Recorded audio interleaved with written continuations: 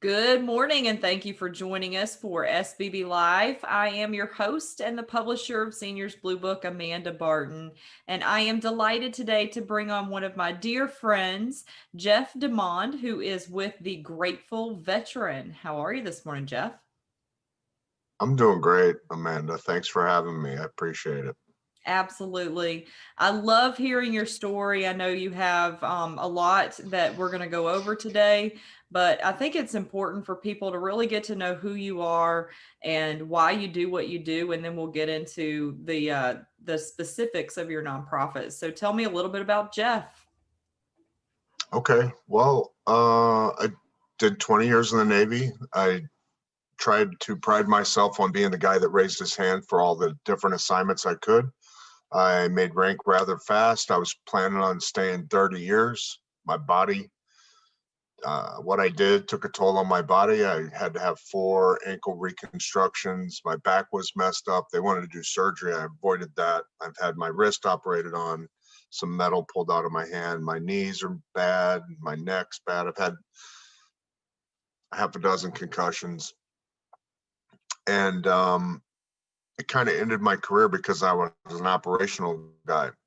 Though all those surgeries, what the VA did and the government did was surgery after surgery led to more opioids. And by the time I was out of um,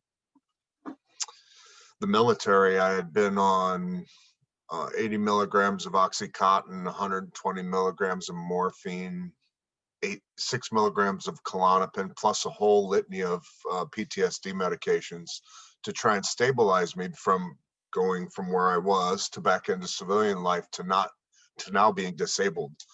Uh, I was in a really bad way, and after 8 years of opioids, I wasn't using them correctly anymore.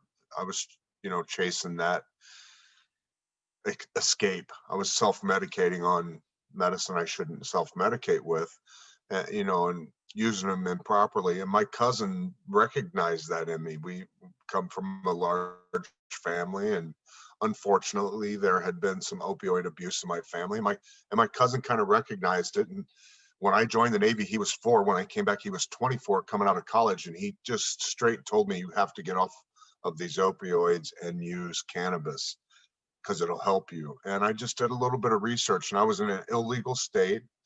He was the only person I knew that could get cannabis for me. So I started this quest to see if I could do this. And within a relatively short period of time, I realized, wow, this is really medicine. And especially if I use it like medicine, I would push my pain pills to the right and use cannabis instead to see how long I could do that. Then I would half my medication and see how long could do that. And I would half it again. I went back to my doctor and gave him 2 months of medicine. And this was an active duty Air Force captain. I said, "I want to come off all of these opioids and I want to use cannabis to do it." And he says, "Oh my God, I don't think we could do that." And I handed him all that medicine back and said, "I'm already doing it. All I really need is your support, not write this down, not turn me in."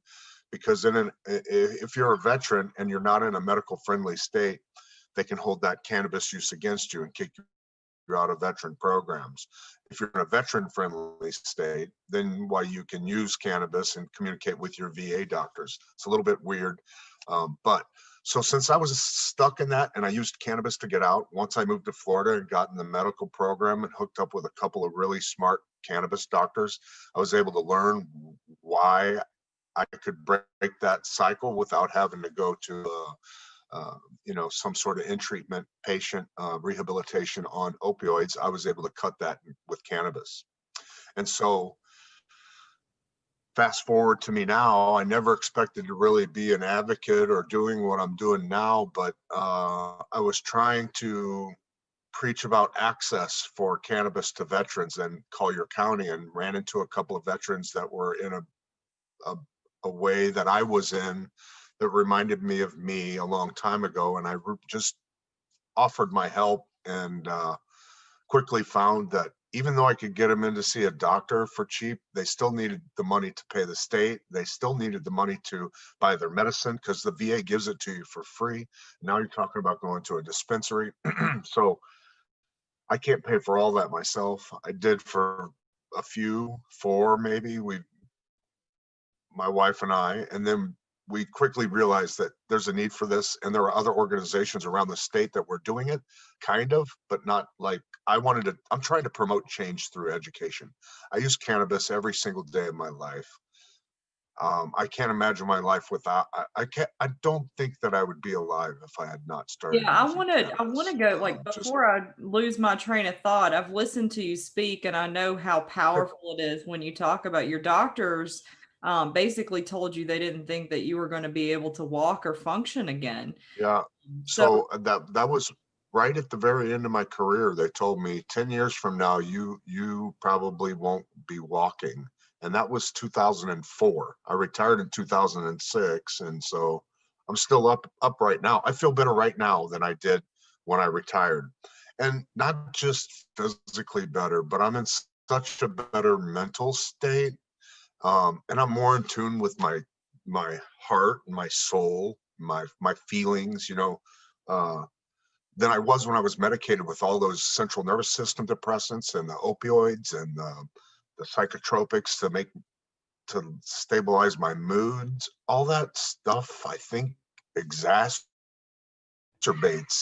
the situation. I was caught in the system where I was overtreated, over-medicated, but undertreated. Nobody really cared what happened as long as when I went in, I said this was going on. They threw more meds at me, and it was mailed right to my house. I mean, I got 270 Oxy 10s a month delivered to my door.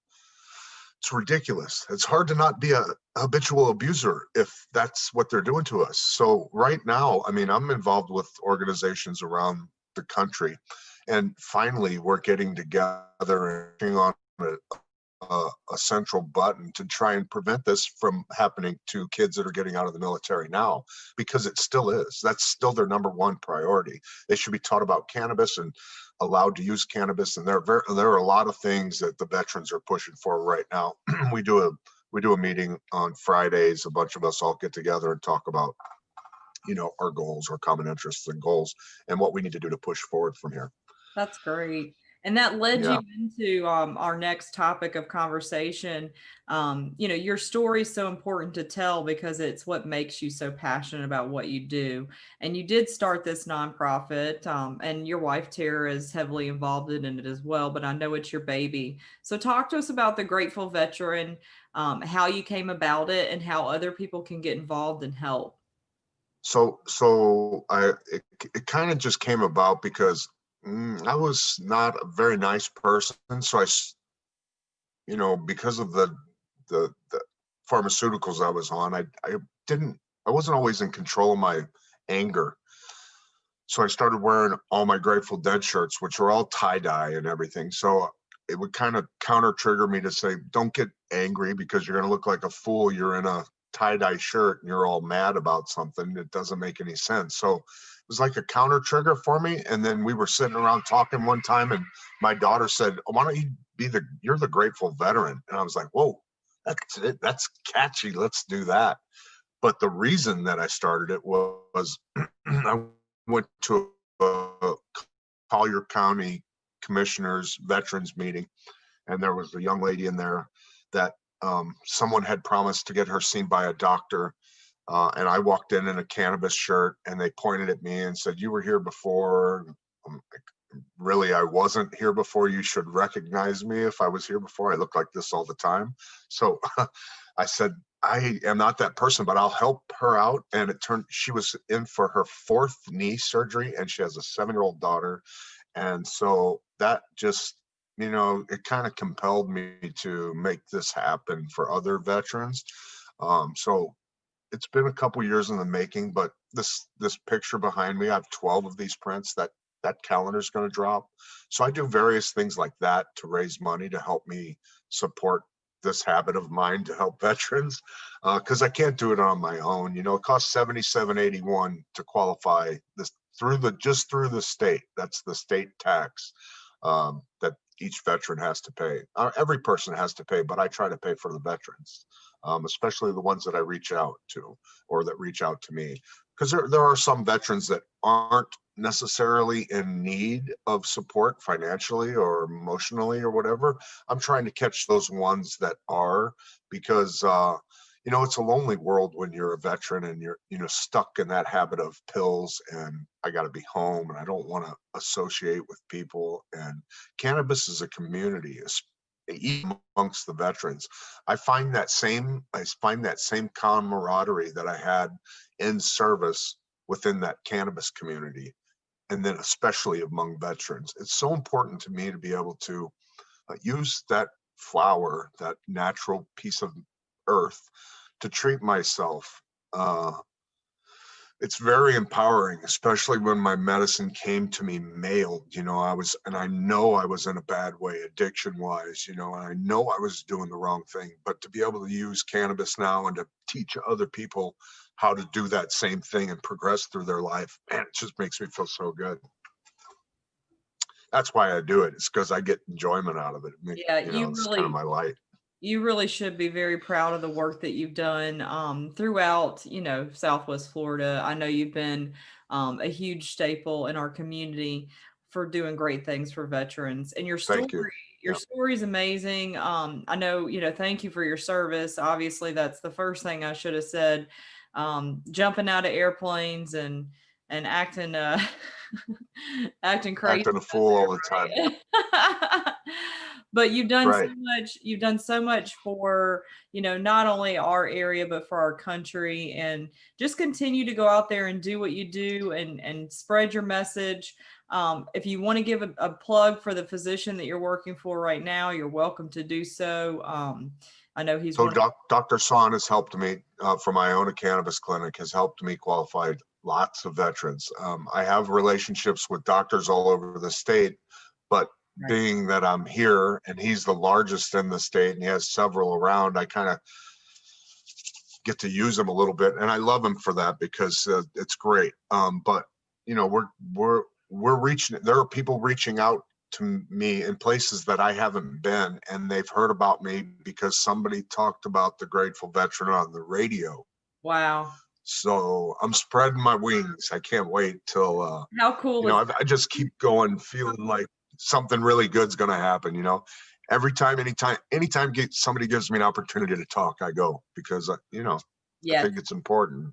And you do such a great job, and it's amazing to see the geriatric population and how they really take to your story, and they have so many questions. So it's awesome to talk to you today, and I know that there'll probably be quite a few questions in the chat box that we'll get back to everyone.